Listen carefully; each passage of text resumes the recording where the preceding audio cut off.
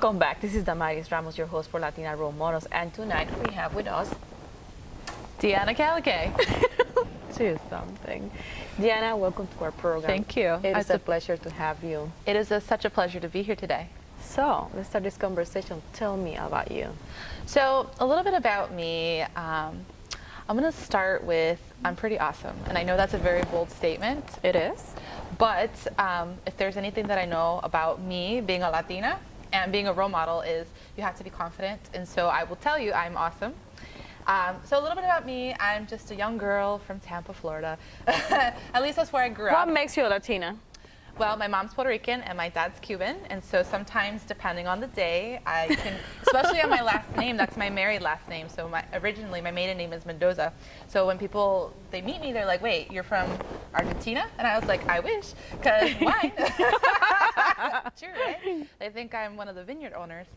No, but for real, Cuban and Puerto Rican, but I grew up in Tampa, Florida. So great place to grow up. A little bit about me, I'm my awesome productivity coach, and what I do is I help entrepreneurs and professionals. And let's get back to your roots. So who's the Puerto Rican, who's the Cuban? Okay, so my mom's Puerto Rican and my dad's Cuban.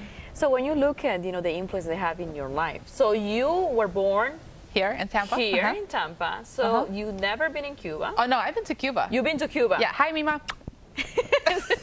So you've been to Cuba, but you all your education was here, not there. Right. Okay. Right. So I've been to Cuba. I visited there. Been to Puerto Rico many, many times. I actually used to spend my summers in Puerto Rico with my grandmother, and that was great. And right outside of Ponce in Juanadilla, and so that was great with my cousins and Aguadilla and Mayagüez and all around there. And so I remember those very, very fondly. When you look at both cultures, what do you see the similarities are? We are a very strong people. We're very strong-willed, and when we set our eyes on a prize of whatever that it is that we want to achieve and desire to achieve in front of us, there's nothing stopping us. Main differences between the cultures, if you see any? The food differences, I think that's really much it. I think what's really fascinating about Puerto Ricans and Cubans together is that we have more similarities than we have differences. And so the differences are very subtle, although we do have a lot of pride for each of the cultures. And so I like to refer to myself as the Cubanita, or it's really the Cuba Rican, right? Okay. It's the Cuba Rican in me. So when people ask me like, oh, where are you from? I'm like, I'm Cuba Rican. So you don't identify more with one culture or the other, because you're being able to be part of both, or Yes, definitely part of both, but it depends on who I'm talking to. So sometimes if I'm around a lot of my Cuban family, I speak very Cuban. You hear the accent come out, I'm like, hey, que vola. It comes out. And so when I'm around my Puerto Rican family, I'm like, huepa, paranda. So it's a lot of fun. It's great. So it just really depends on who we're with. I think I really love, my favorite part of both cultures that bridge that gap is the food. So I can throw down some arroz moro with arroz con andule and some pernil. I think that's the bridge between the two, the pernil. But you see the subtle differences, and really my culture, both of them hybriding together, I think that's what makes me so unique and special, is I get the best of all the worlds, right? You're definitely unique. Definitely, it's the Caribbean flair, right? Definitely unique. So you were talking about, let's go about your education. Yes. What were you saying about? Go ahead. So what's fascinating about my education is I'm the first person in my family to graduate from 4-year degree, so I'm a first-generation college student. And I surpassed that because I was the first person in my family not only to get a 4-year college degree, but to get a master's degree. And so that was a big, big deal. From 3 siblings, you're the oldest one, too. I am the oldest one. I'm the oldest one. I have many step siblings, but I am the oldest one in the 3 biological set. And so when I was growing up, education was so important to my family because they said, my grandmother has a 6th grade education. My grandfather, didn't make it through elementary school. We would come from a rural farm town.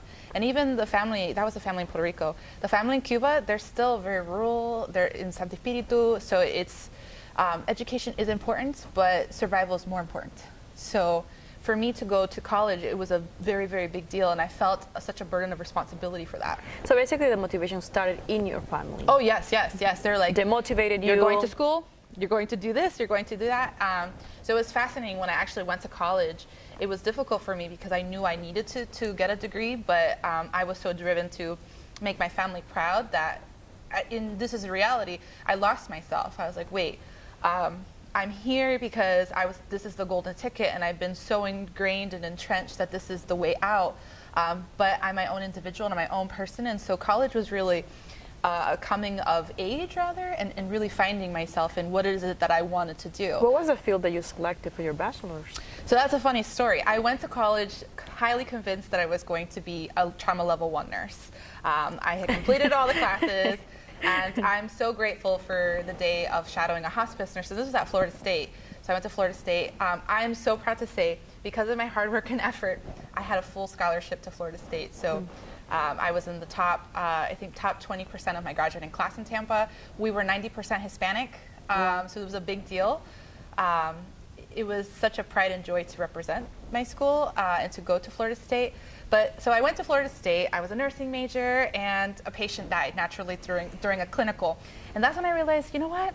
I don't think nursing's for me. That impacted you? Oh, yeah. It was crazy impactful. But I'm so grateful for that experience, because if I didn't have that experience, I would have finished my nursing degree and then experienced that in the actual ER or whatever floor I was on, and then that would be it. So I'm so grateful for that experience. But that was a critical point in my life. How old were you? I was 19 or 20. It was a critical point because I had to figure out then, what is it do I want to be with my life? So then I was like, okay, I'm going to be an immigration lawyer because I'm going to take all of my family out of Cuba. This is actually what happened. I was like, okay, well, that's not going to work, or at least that didn't align with who I was. Then I was like, okay, well, I'll be an interpreter, and maybe I'll learn Chinese or Arabic. No. Then I was going to do this, and then I was going to do that. And at that time, I actually had met my husband. He was a grad student, and I was an undergrad. And so he had graduated, so I had transferred to Rollins, and I actually finished my bachelor's there. And I received... Did you finish your bachelor in what field? In organizational behavior, which you could tell I like to talk. But what Latina doesn't like to talk? We talk with our hands. Yes. We're very social. We're very flair.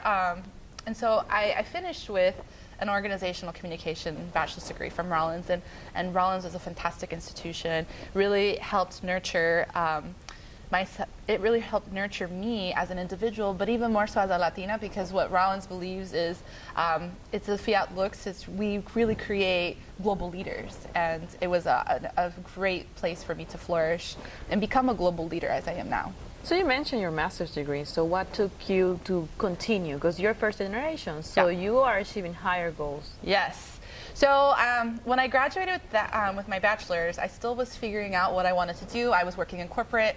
I was working in commercial banking and doing a lot of other things. I got into operations, and I was climbing the corporate ladder, figuring out what it is that I wanted to do.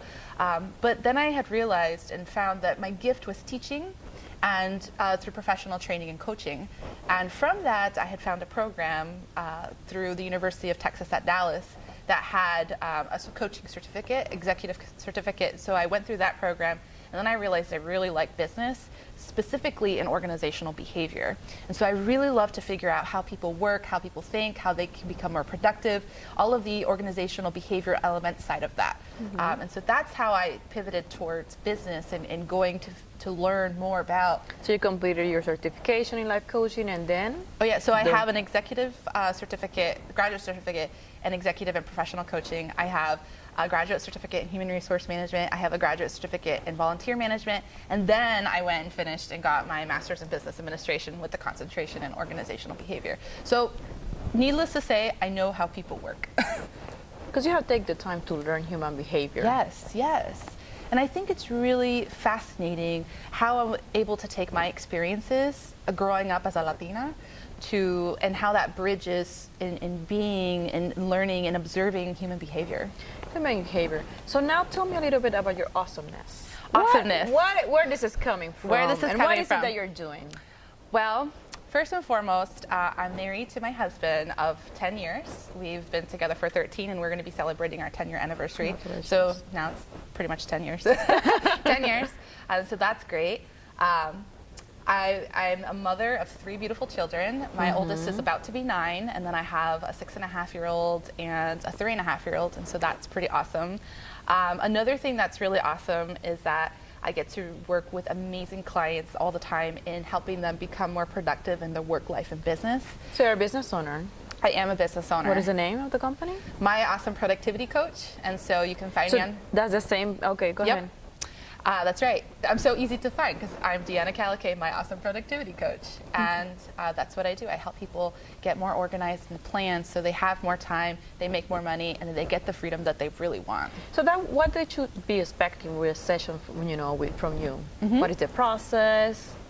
So a session with me would really be looking at what's working well in your life or business and what's not working well. And then coming up with customized plans to figure out how we can either declutter areas that are very, very cluttered, whether that be people, processes, systems, and then organize it to be more productive and conducive and efficient to what it is that you desire to have. We had counselors before here, in our program. What makes a distinction between a counselor and a life coach? I think that's a really great question, and I actually get that asked all the time. And so a counselor really sometimes can tend to look in the past as far as there may be some events, traumas, or just other mental health challenges that an individual might be experiencing and they want to heal from that space. And that's a great process, and it's an honoring process. I think every individual if you need mental health counseling, I empower you to get help right away. And there's nothing wrong with having a soundboard, a powerful soundboard to share and to work through your challenges. But a life coach or any other type of coach really works on the future, really works on your toolkit right now. So basically where you are, where you want to go. Okay. That's right.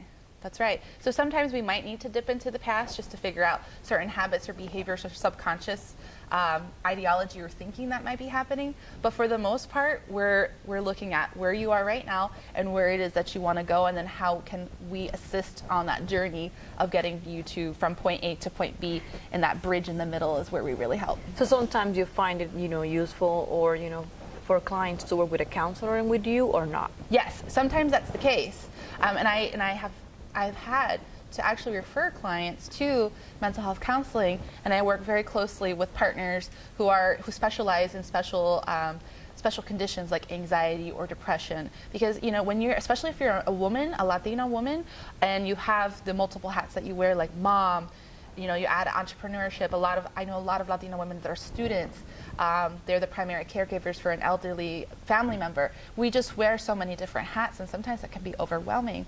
So in addition to moving forward to your goals of what you want to achieve in your life, sometimes you need additional help that a life coach just isn't trained to provide. What makes a client of yours, and just briefly, what makes a client of yours successful? You're like, we got it. It's the support and the accountability, hands down. And so when you feel and you know that somebody's got your back 100% right behind you, saying, you've got this, keep going, and is with you 100% of the way through the setbacks, through the challenges, through the victories, through everything, you'd be surprised how motivated you are and how empowered you are to go achieve and crush every goal that you have. Deana, you are a role model for our Hispanic community, what you have achieved and you continue to achieve.